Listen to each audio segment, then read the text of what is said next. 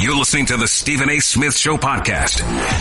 Number to call up as always is 888 say ESPN. It's 888-729-3776. By the way, to win in basketball, you got to play great coverage, right? And with Straight Talk Wireless, you know you're getting great coverage because they use the exact same 4G LTE towers as the big carriers, but for a lot less. Straight Talk Wireless, only at Walmart. Refer to terms and conditions of service at straighttalk.com. It's time for Straight Talk, brought to you by Straight Talk Wireless. Best phones, best networks, no contracts.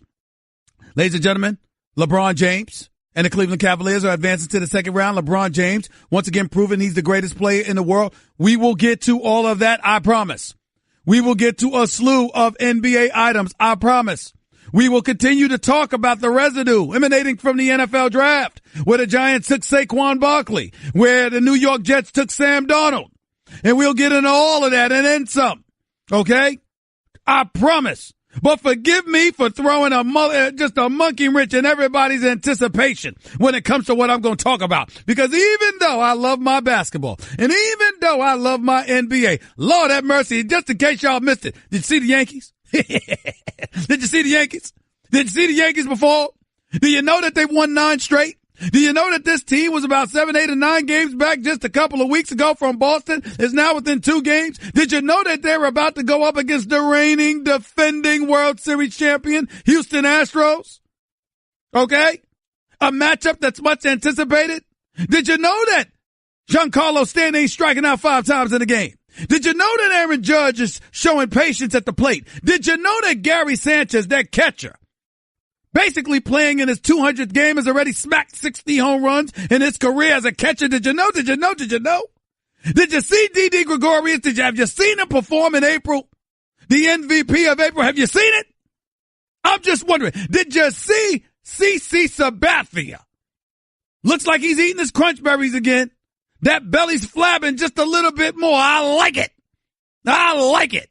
I don't want thin CC Sabathia. I don't want that CC Sabathia that's on Nutrisystem or something. I want that CC Sabathia that's sitting there and is a bit rotund. He pitches better when he's that way, damn it. That's just how I like it. That's just how I like it. And I want the world to understand that, damn it, look, man, ladies, I am a diehard New York Yankee fan. It's who I am. I can't help it. And I want everybody to understand and everybody to know that's how I feel. And when the Yankees are winning, I am in a much better mood. I am having a very good day because my New York Yankees are not disappointing me. They are winning baseball games. Aaron Judge hasn't slowed down from his rookie campaign. Gary Sanchez is smacking 447-foot homers. CC Sabathia is talking smack back to the officials. And Aaron Boone is running out to the dugout to come to the defense of his player because of one of these sorry instigating officials. These umpires always looking to cause trouble knowing they got the power to throw you out of the game. I love it. Now we're going to see what they do. Remember, this is the same Yankee team that went to Game 7 of the ALCS last year. They were 9 innings away from a berth in the World Series. They should have been the champions, beating the Dodgers, but they lost to a better team. Because the Astros were no joke. But it's a different day. It's a different day, damn it. And we're going to see. 888, say ESPN. It's 888-729-3776. I just need to get that off my chest. Before I got into my basketball talk, I needed to get that off my chest. That is near and dear to me right now. That is near and dear to me right now. I mean, and by the way, the Yankees are going up against the Astros. They're not going to even get to see Garrett Cole. Garrett Cole, who finished the month of April, 61 strikeouts and a 173 ERA in 6 starts. They're not going to even see him. Good. Good. Works for me. Since he is the one that got away from the Yankees, by the way. He should have been a Yankee, but that's a different subject for another day. I'm not going to cry about it. I just wanted to make sure that y'all understood what was on my mind. So everybody understands where I'm coming from. Want to get that out the way. That is where I am at. And that is that. Now that I got that Yankees talk out of my way, let me get to what we've seen. The most recent stuff being not Houston, because there's nothing to talk about. Utah has no chance in that series, zero whatsoever. James Harden is just a superstar. He's the MVP. The only thing that disgusts me about it is this players union or players association celebration where he's going to get his award announced in June when the playoffs are over, which is an absolute joke. James Harden should be announced as the league MVP. James Harden should be hoisting the league MVP trophy in front of 19,000 screaming fans at the Toyota Center the Toyota Center in Houston. He shouldn't have to wait until the fans are home and everybody else is home and the season is over to hear those raucous applause and beyond. It's cheating the fans. I don't want to talk about it. I'm not interested in talking about it. Utah is tailor-made for them. They've got no shot against Houston. Cleveland is advancing to the second round, the Eastern Conference semifinals of these playoffs, courtesy of a 45-point explosion from LeBron James yesterday afternoon. He was absolutely sensational. No doubt about it. And here's the interesting, there's some interesting nuggets of information you all need to know. Cavs finished minus 40 in this series. Worst in NBA history for the winning team of a 7-game playoff series. They were minus 40. Remember, they lost the first game against Indiana by 18. And I forgot what they lost Friday night's game by. What was that, 30, 31? I mean, I turned the channel. They were getting obliterated. All right? In this series, no other Cleveland Cavaliers player scored 20 points in any game in the series after LeBron James. Not one player. Not Kevin Love, not J.R. Smith, not Kyle Korver. He had 19 points and 5 3-pointers. But nobody produced but LeBron. Obviously, the Cavs opened as underdogs against the Toronto Raptors. First time LeBron has been an underdog to an Eastern Conference team since 2008. Hasn't been an underdog since 2008. Whatever that means. Here's the bottom line. What it comes down to is that LeBron James stands here today as the greatest player in the world. But I got news for you. He's not my first round MVP this year. In the first round, the person who was even better than LeBron James was Anthony Davis. Now, that ain't going to be applicable for the second round against the Golden State Warriors. That's not going to happen for the Golden State Warriors. That much I can tell you. You don't have to worry about that. The New Orleans Pelicans put everybody on notice. Y'all must have forgot. Even without Steph Curry, they were up 30. 28 to be exact. I tried to tell y'all. Kevin Durant, Klay, listen, Damian Lillard is a stud. I love Damian Lillard, but guess what? Klay Thompson's a different beast. He shoots better, plus he's bigger and taller and stronger. So guess what? What Drew Holiday did against Damian Lillard, you can't do against Klay Thompson. Anthony Davis is that dude. He's special, no doubt about it. This Kevin Durant you going against. I tried to tell y'all, this is a different animal. I tried to sit up there and let y'all know, but nobody wanted to listen to me. I tried to tell you, this is a different beast. The Blazers are not the Golden State Warriors. And what you saw from Drew Holiday, mad respect to him, former All-Star, got a lot of love for him. He can really play.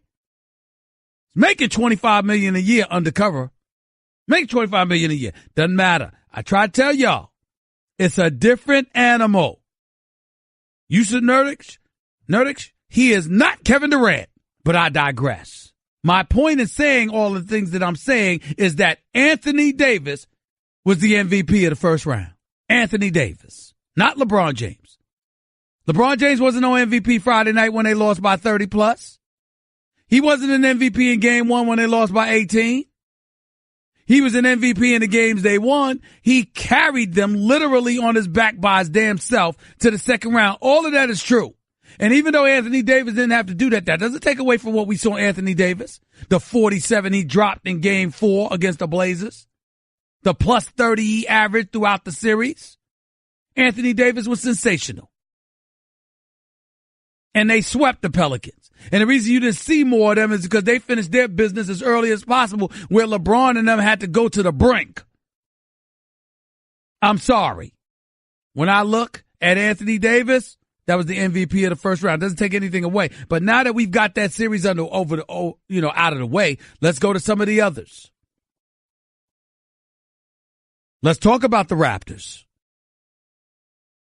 and how Washington basically needs to make changes. Ernie Grunfeld, John Wall or Bradley Beal has to go. They can't coexist unless you can get something from Otto Porter. I'm not knocking either of them. I got love for both of those players. The problem is all you have.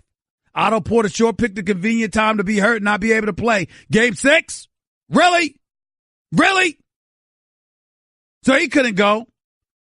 I mean, outside of those two players, one could argue the Washington Wizards' best player was Ty Lawson, who just came over from the G League 2 weeks earlier. That's just unacceptable. And change has to be made in the nation's capital.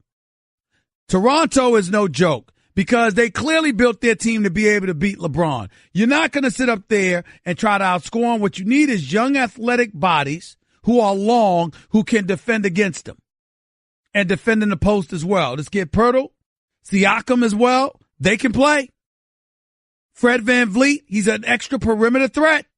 So you don't have just Kyle Lowry and DeMar DeRozan on the floor. Toronto is clearly the better team. They clearly should win. But LeBron has owned them so much in the past, I refuse to pick them over him until I see them pull it off.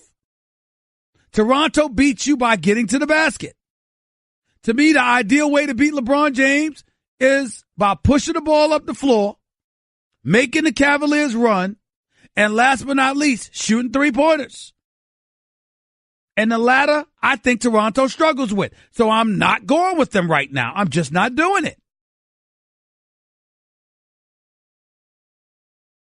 But if Toronto wins, I wouldn't be. Listen, again, they're the better team.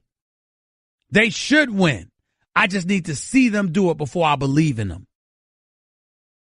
And as it pertains to this latest series, now that the Boston Celtics closed out the Milwaukee Bucks because the Greek Freak in Middleton didn't have much help, even though Eric Bledsoe did play a decent game. Now we've got Boston against Philly. This matchup should be epic, y'all. Jaylen Brown may not play tonight. I hope he's ready to go with that hamstring pull. I hope he can play because I'm here to tell you something right now. You know what this says to me? If Gordon Hayward and Kyrie Irving were healthy, the Boston Celtics would be going to the finals this year. They'd be going to the finals this year. But because Kyrie is down, because Gordon Hayward is down, got to pick somebody else. And to me, that team is the Philadelphia 76ers. Their willingness to defend, their depth. Ben Simmons is special as a point guard, and they have at least 5 shooters. 5. Redick and Covington and Saric and Ilyasova and Anderson. I can't ignore it. They can shoot the basketball. And they defend. And the combination of the two, to me, puts them in an incredibly strong position to make things happen. That's just how I view the Philadelphia 76ers. And I got news for the Philadelphia 76ers. For y'all out there in the city of brotherly love, crying for LeBron James to complete the process and come to Philadelphia, I got news for you. If you lose to Boston with this team, you definitely gonna need LeBron. Because there's no excuse. They don't have Gordon Hayward. They don't have Kyrie Irving. They don't have, and they may not have Jaylen Brown for game 1. You have Joel Embiid and Ben Simmons with the rest of the supporting cast that's tailor-made for you. Why can't you? I forgot Bellinelli, mention his name. You got a crew. There is no excuse if you're the Philadelphia 76ers to lose this series to Boston. I know Boston's good. I know Boston can beat them. But Philadelphia, as presently constructed, should win this series. And if you can't beat Boston now, you ain't going to beat them for the foreseeable future. Because once Kyrie and Gordon Hayward come back and join this team, you're not beating Boston. It's not going to happen. Not if they're healthy. So if you're the 76ers, this is your chance. This is your chance. And oh, by the way, speaking of LeBron ain't the only ideal lander. Listen, LeBron ain't the only person that the Sixers need to aim their target for. I got news for you. If you can't get LeBron James, can somebody answer me this question? What's wrong with Paul George in Philadelphia? I see nothing wrong with that picture. You trying to tell me the Sixers couldn't use Paul George? A backcourt of Paul George and Ben Simmons? What's wrong with that picture? I don't see anything wrong with it. Now, obviously, this isn't the greatest day to make a case for Paul George because, my God, talk about a no-show Friday night. He didn't show up. He showed up every other game this series. Did not show up Friday night. Was anemic. But the problem is you look at him and you say, bad game. You look at Carmelo Anthony and you're like, is it over? 33 years of age. You giving up the ball on the wing to go and set a pick for Jeremy Grant. I'm like, my God, what has happened to Carmelo Anthony? Who is this person? I don't know him. This is just bad. I believe in him so much, but it's just not good right now. Doesn't look great right now. And I don't know where Carmelo goes from here. Talking about he's not going to accept the bench role. You getting paid $28 million if you opt in. How you going to dictate anything? The way that you've looked. And also, listen, there's nothing to escape. We also got to look at Russell Westbrook. You play with Kevin Durant. You play with James Harden. You play with Serge Ibaka. You play with, you play with Kevin Durant. Then you play with Paul George and Melo. And since Kevin Durant has left, Russell Westbrook's record in the postseason is like 3-9. That's unacceptable. It's just unacceptable. There's no way around it. I mean, I don't know what else to say. I really, really don't. It just is what it is. And Russell Westbrook, you got to look at him now. You got to look at him and you got to start asking these questions. I think that he's a top, talent-wise, easily top 10, top 5 probably, 2 consecutive seasons, averaging a triple-double. You don't see that every day. But he's home in the first round yet again. 2nd consecutive years, Russell Westbrook is going home in the first round. They had Carmelo. They had Paul George. It wasn't good enough. Where do you go? That's just where I'm at with it.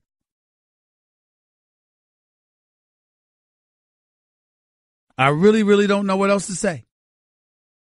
888, say ESPN. It's 888-729-3776. OKC's got to do something. They got to do something. If you're LeBron, you can't stay in Cleveland. Not the way this team looks. You can't stay here for that. So that means where's he going? L.A., Houston, or Philly? You Paul George, what's wrong with Philly? My man Max said New Orleans, but I say Philly. Just things to think about. Because these are the kind of things that you just can't escape. 888, say ESPN. It's 888-729-3776. That's the number to call into the Stephen A. Smith Show on ESPN Radio. Hour number 2, we'll have the great Mel Kiper Jr., our resident NFL draft guru. He'll come on with us to discuss what's worked, what hasn't, in terms of who's got picked in the NFL draft. We're looking forward to talking to him about that. We'll be continuing to talk about the NBA playoffs. LeBron James is moving on. Victor Oladipo, 30 points, 12 assists. He's going home. Indiana, valiant effort. Just wasn't good enough. Because they ran into the king, LeBron James. And I must say this, I don't want to sound sacrilegious. I don't want to sound blasphemous in any way. But I do believe this from the bottom of my heart. Jordan is Jordan. Kareem Abdul-Jabbar played another position, but he is a 19-time All-Star with 6 rings. And the one person in the entire history of the NBA that had an unstoppable move to this day, the skyhook. That's it. So when you talk about the Mount Rushmores, who won, Kareem won on a high school level, won on a college level, won on a pro level. When you talk about Michael Jordan, the GOAT, you want to put LeBron in the conversation? Fine. He's definitely top 3. We can't deny it any longer. All time, top 3. Can't deny it anymore. But having said all of that, even though he's the best in the world, even though I emphatically disagree, is it fair to at least ask the question, is LeBron James the greatest ever?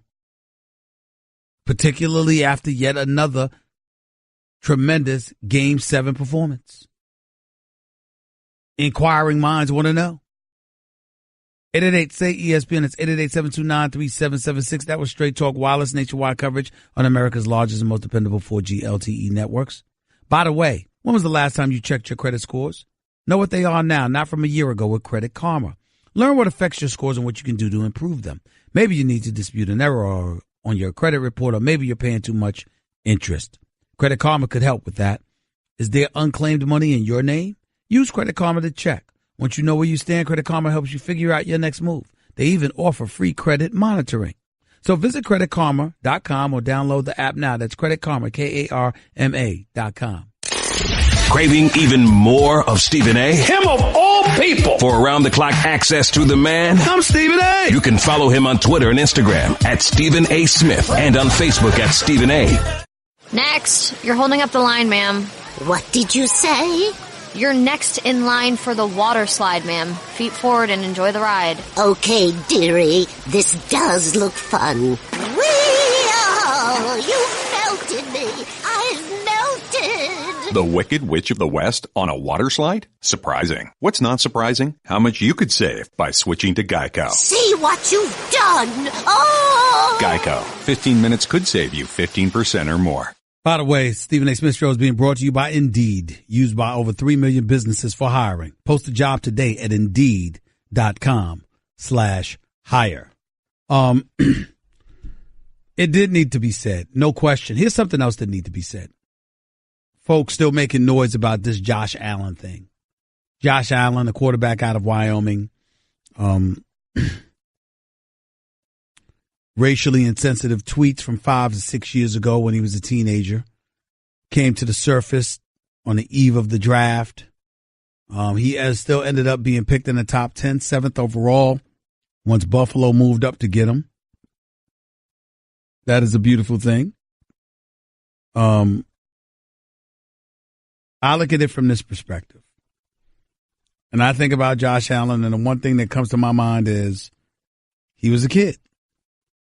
Now, I know what some folks are thinking. I really, really do. And I'm willing to say this. I understand the thinking of a guy like Lorenzo Alexander, who is the captain of the Buffalo Bills, who basically said that Josh Allen's going to have some explaining to do to some players, whether it's one-on-one or in a group setting. You're going to see people that want to know what he meant by that. His quote was, Lorenzo Alexander, what I'm going to do is extend some grace and wait to get to know the kid and see how he develops. And that's how you got to approach it. Now, everyone might not have that same approach. I would encourage every teammate in our locker room to do that, but he's going to have to at some point, whether he does it in front of the whole team or a one-off, somebody's going to ask him, why did you say that? Why were you quoting those words? He's going to have a good answer. I've listened to a couple of interviews, and I think it's going to come from the heart, and he'll be fine. But he's going to maybe have to work a little bit harder to get respect from certain people in the locker room, but I don't think it's an issue because that's who he was and not who he is. Josh Allen was a 14 to 15-year-old quoting Rick Ross from a Rick Ross song. And when he said the comment, if it ain't white, it ain't right, that came from an episode of Modern Family. Josh Allen was wrong to do that. Clearly immature. And obviously needs to make sure he does not do that again. Nobody's denying that. And if you are an African-American athlete and your mentality is, if that was a black kid, 14, 15, 16, 17 years of age, would we be so quick to give him a pass? I understand that. That makes total sense. Because there clearly is a double standard. There always is. But on its face, just looking at what he said, the conditions under which things were said, and everything else that comes with it. The bottom line is that the kid was 14, 15 years old. What mistakes did we make at that age? And see, the thing about it is, I'm not trying to absolve him from anything. I don't know Josh Allen from a can of paint. What I'm saying to you is that, damn, we live in a society where we're ready to hold kids accountable more than we hold adults accountable. That's my problem with all of this. My problem with all of this is that, you know something? How many of us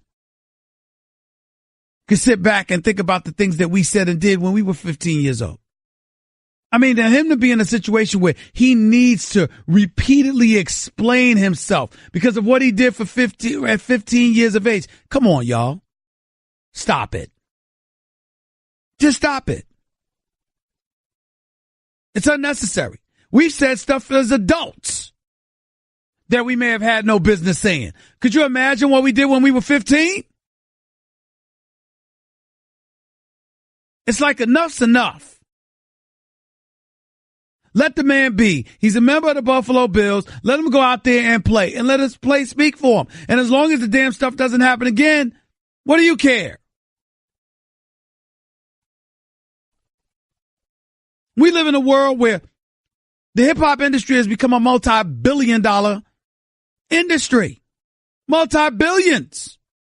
And they perpetuate a message that isn't always the greatest thing in the world. And it ain't just about the N-word. It's about misogyny. Sometimes it's about xenophobia. Sometimes about a lot of different things. It's a given. And if we're willing to recognize that influence and the power to influence is manipulated and if not augmented by the music industry, by the media, et cetera, well, what the hell do you expect to happen to the Josh Allens of the world? And then I forgot where he comes from, Fireball, whatever it is, California, where it's 1% African American. It's entirely plausible that the confines, the environment that he's from, the people that he hung out with, we don't know what he knows, what he didn't know. We might find it unacceptable. That's fine. But 6 years later, leave the man alone. Let him go play football. And even though we might not like his words, and even though they may have been irresponsible, and even though we damn sure know it better not happen again, ladies and gentlemen, people feel what they feel in their heart. We can't judge what they feel. We have to judge how they act. Josh Rosen does not need to continuously revisit this issue. It is what it is. It was stupid of him. It was irresponsible of him. It was immature. It was incendiary. The man's apologized on numerous occasions. And I'm not giving him a pass because he's some NFL quarterback or anything like that. I'm not giving him a pass because I talked to him. I'm giving him a pass just like I gave DiVincenzo a pass, who I've never spoken to, when he wins a national championship for Villanova and wins the most outstanding player award. And the night he does all of that, y'all gonna ask him about a tweet that happened 5 years ago. Come on. It's not right. Leave him alone. It's done. It's over with. It better not happen again. But my God, I'm scared to think of what would happen to me if I'm held accountable for what I did at 14 or 15 years of age. Hell, I might not be sitting here today doing a radio show. If we judging folks like that, when you know better, you do better. When you're a kid, you don't know better. Cut the man a break. Cut the kid a break. Craving even more of Stephen A? Him of all people. For around-the-clock access to the man, I'm Stephen A. You can follow him on Twitter and Instagram at Stephen A. Smith and on Facebook at Stephen A.